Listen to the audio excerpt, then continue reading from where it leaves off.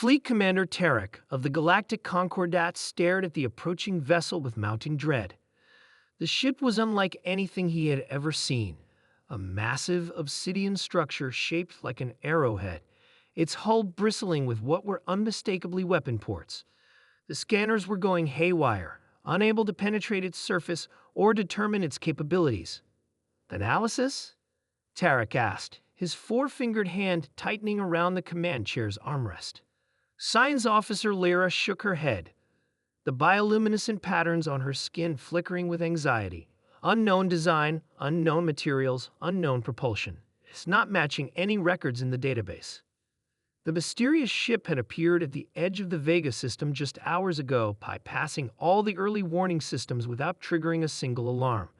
Now it was approaching the Concordat diplomatic vessel at a leisurely pace, as if taking its time to study them. "Open communications," ordered Tarek. "All frequencies." The comms officer complied, but the channel remained silent. The dark ship continued its approach. "It's scanning us," reported Lyra. "Incredibly detailed scans. They're mapping our entire ship, down to individual cell structures of the crew." Tarek felt a cold shiver run through his exoskeleton. The Concordat had ruled undisputed for 8 centuries, incorporating hundreds of species across 3 spiral arms of the galaxy. They had not faced a true military challenge in generations. "Evacuate non-essential personnel to escape pods," Tarek ordered quietly. "Prepare defensive measures." As his crew scrambled to comply, the comms system suddenly crackled to life. "Galactic vessel, this is Captain Thomas Morgan of the Earth ship Thunderchild. We come in peace and request permission to send a delegation to discuss diplomatic relations." The voice was calm, authoritative, and used perfect Concordat standard language, despite this being, presumably, first contact. "How do they know our language?" whispered the comms officer. Tarek signaled for the transmission to be muted. "The scans," he realized. "They analyzed our communication systems and deciphered our language in minutes."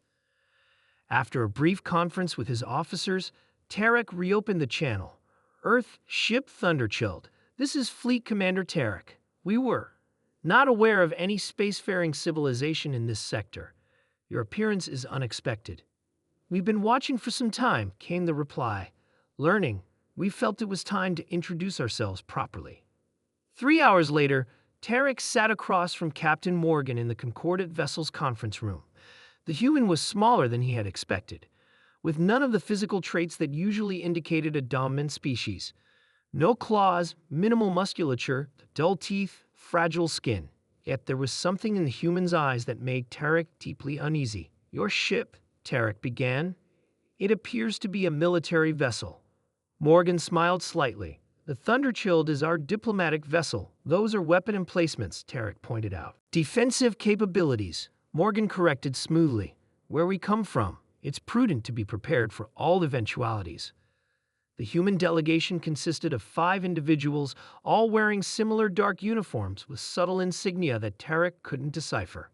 They had brought data crystals containing information about their species and their history. As the Concordat's xenobiologists and historians began to analyze the data, horrified reports filtered back to Tarek.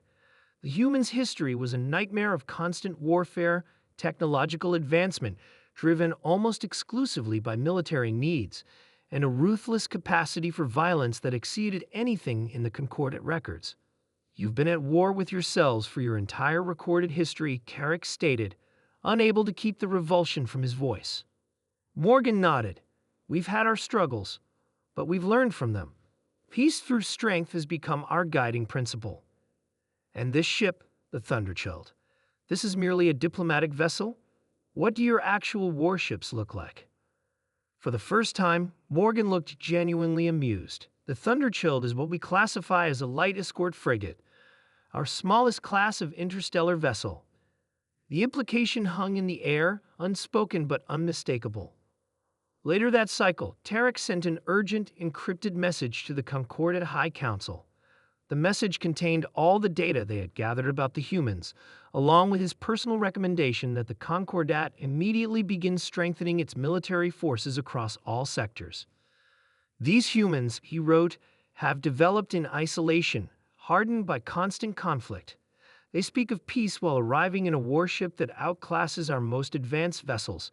Their technology is decades, perhaps centuries beyond our own, particularly in weapons and propulsion. They claim to want diplomatic relations, but they came prepared for war.